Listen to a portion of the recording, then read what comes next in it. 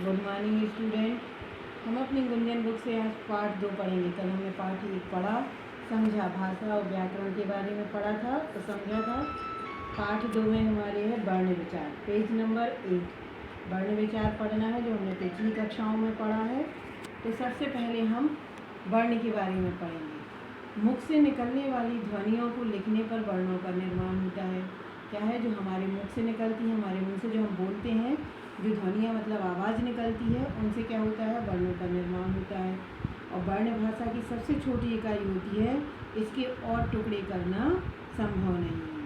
तो हमें क्या समझ में आया कि हमारे मुख से जो आवाज़ निकलती है उससे वर्णों का निर्माण होता है और वर्ण भाषा की सबसे छोटी इकाई है और इसके अधिक टुकड़े नहीं किए जा सकते। अतः हमें एक छोटी सी डेफिनेशन परिभाषा पता चलती है कि वर्ण की क्या है, भाषा की सबसे छोटी इकाई जिसके और टुकड़े ना हो सकें वह वर्ण कहलाती है। अब हम हम उदाहरण के तौर पर समझेंगे। जैसे एक शब्द दिया गया है उपवन। उपवन का यदि हमने वर्ण विच्छेद किया तो क्या हो जाएगा, हमें दिखाई दे रहा है उ प्लस पा, उसके नीचे हलंत लगा हुआ है, प्लस आ प्लस बा के नीचे हलंत, प्लस आ प्लस ना के नीचे हलंत, प्लस आ। तो ये क्या हो गया, हमें किस किस चीज़ का, वर्णों का, ध्वनियों का उच्चारण हो रहा है और इनको ही जोड़कर हम बनाएंगे। तो इनके और अधिक हम टुकड़े नहीं कर सकते। जैसे उपवन शब्द दिया गया है तो उसके हमने टुकड़े कर दिए और इससे अधिक उसके टुकड़े नहीं हो सकते। अतः ये सब वर्ण है। तो हमें सबसे पहले वर्ण की डेफिनेशन को समझना है कि भाषा की सबसे छोटी इकाई जिसके और अधिक टुकड़े नहीं हो सकते वह वर्ण कहलाता है। और हम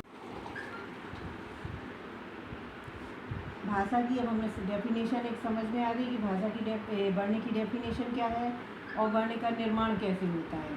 हमारे मुंह से जो आवाज़ निकलती है, ध्वनि निकलती है, उससे वर्णों का निर्माण होता है। अब हम देखेंगे, हमने एक चित्र दिया गया है। चित्र में हमें 2 बच्चे खेलते हुए दिखाई दे रहे हैं। बगीचे या बगीचा का एक पर्यायवाची शब्द क्या है, उपवन, जिसे हमने उदाहरण के तौर पर आपको समझाया है। उपवन का हमने आपको वर्ण को अलग अलग करके भी समझाया है। अब हम आएंगे वर्णों के भेद पर। वर्ण 2 प्रकार के होते हैं, पहला है स्वर, दूसरा है व्यंजन। क्या होता है, वर्ण के 2 भेद होते हैं, स्वर और व्यंजन। अब हम सबसे पहले स्वर समझेंगे। स्वरों का उच्चारण स्वतंत्र रूप से किया जाता है। क्या है, वर्ण के लिए हमें किसी और चीज़ की, किसी और से सहायता लेने की आवश्यकता नहीं होती है। इनका उच्चारण स्वतंत्र होता है। और हिंदी में वर्णों की संख्या 11 मतलब 11 है। और हिंदी के वर्ण कुछ इस प्रकार हैं। छोटे आ से लेके औ और अ तक जो शब्द वर्ण हैं वो सब क्या हैं, स्वर हैं। आ ई उ ऋषि का, ए अनक का, ओ ओखली का और औ और अ का, ये सब क्या हैं, स्वर हैं। और हिंदी में स्वरों की संख्या कितनी है, 11 है। अम्म अंगूर का और आहा दो बिंदी का स्वर नहीं है, परंतु इनका प्रयोग स्वरों की तरह ही होता है। इन्हें हम क्या कहते हैं, संयुक्त ध्वनियाँ या अयोगवाह कहते हैं। क्या है, अम्म अंगूर का और आहा दो बिंदी का क्या है, ये स्वर नहीं है, परंतु इनका प्रयोग स्वरों की तरह ही होता है। इन्हें संयुक्त ध्वनियाँ या अयोगवाह कहते हैं। अब स्वर के भी 3 भेद होते हैं। पहले हमने वर्ण के 2 भेद पढ़े, स्वर और व्यंजन। अब हम स्वर के भेद पढ़ेंगे। स्वर के 3 भेद होते हैं, ह्रास्व स्वर, दीर्घ स्वर और प्लुप्त स्वर।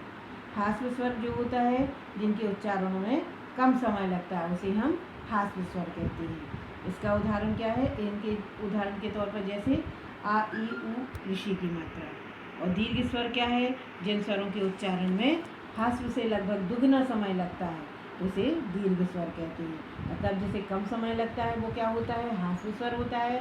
और जो उसमें ह्रास्व स्वर से दुगना समय लगता है उसे हम दीर्घ स्वर कहते हैं। जैसे आ ई उ ए ओ ऐ और का, ये सब क्या है, दीर्घ स्वर हैं। अब आएंगे प्लुप्त स्वर पर। जिन स्वरों के उच्चारण में ह्रास्व स्वर से तिगुना समय लगता है उसे प्लुप्त स्वर कहते हैं। जैसे ओम, ओम में क्या हो रहा है, हमें देख रहा है बीच में हमें क्या हो रहा है, कुछ ध्वनियाँ लुप्त हो रही हैं, इसलिए ये क्या है, विलुप्त स्वर है। अब इसमें क्या लगता है, पहले में कम समय लगता है ह्रास्व में, दीर्घ में दुगना समय लगता है और प्लुप्त स्वर में तिगुना समय लगता है। अब हम समझेंगे अनुस्वार को। अनुस्वार जब हमें कोई भी शब्द रहता है उसके ऊपर बिंदी लगी होती है तो हम उसको क्या कहते हैं, अनुस्वार कहते हैं। और इसका उच्चारण केवल नाक से होता है, जैसे हंस, सुंदर आदि। अब हम आएंगे अनुनासिक पर। अनुनासिक वर्णों के उच्चारण में हवा नाक और मुख दोनों से निकलती है। अनुस्वार के उच्चारण में क्या होता है, केवल नाक से निकलती है, और अनुनासिक के उच्चारण में हवा नाक और मुख दोनों से निकलती है, जैसे गाँव, दांत आदि। इसे चंद्र बिंदु द्वारा दर्शाया जाता है। अब अनुनासिक को हम क्या समझेंगे, अनुस्वार और अनुनासिक में हमें अंतर कैसे समझ में आता है। जहाँ बिंदु लगती है वो अनुस्वार होता है, और जहाँ चंद्र बिंदु लगती है वो अनुनासिक होता है। और अनुस्वार में केवल नाक से हवा निकलती है, और अनुनासिक में मुख और नाक दोनों से निकलती है। अब विसर्ग का उच्चारण हा की तरह होता है। इसे लिखते समय दो बिंदु लगाकर दर्शाते हैं, जैसे प्रातः, पुनः, अंततः आदि। क्या है, इसे हम क्या करते हैं, बिंदुओं की से दर्शाते हैं। अब हमें नीचे दिए गए हैं स्वर तथा इनकी मात्राओं का प्रयोग इस प्रकार से किया जाता है। हमें पहले स्वर दिए गए हैं पूरे, जो हमने आपको अभी समझाए, उसके बाद उसके चिन्ह दिए गए हैं, उसके बाद उसको प्रयोग करके शब्द बना है, और उसके बाद हमें मूल स्वर बनाया गया है कि स्वर से जो मूल शब्द बना है वो। जैसे हम आपको समझा, जैसे लिखा है आ, तो इसका मात्रा या चिन्ह कोई नहीं है, और इससे क्या बनेगा, इसमें देखना कनक बना है, इसका प्रयोग करके हमने एक शब्द बनाया, और इसका मूल स्वर क्या है, मूल शब्द क्या हो जाएगा, अनार। आ अकेले आ से बनाना है। अब उसके बाद में आएगा आ, बड़ा आ, इसमें आ का डंडा लगा हुआ है, तो क्या हो गया, यदि हम आ का डंडा नहीं लगाएंगे तो कजल हो जाएगा, और हमने आ का डंडा लगा दिया तो काजल हो जाएगा, और मूल शब्द उसका मूल रूप क्या हो जाएगा, आग हो जाएगा।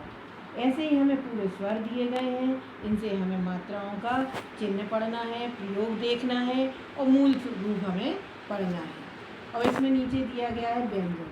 स्वरों के सहयोग से उच्चारण किए जाने वाले वर्ण व्यंजन कहलाते हैं, और हिंदी में व्यंजन कुल 33 होते हैं, 33। आज हमने कुल इतना ही समझा। हम अगले वीडियो में आपसे फिर मिलेंगे।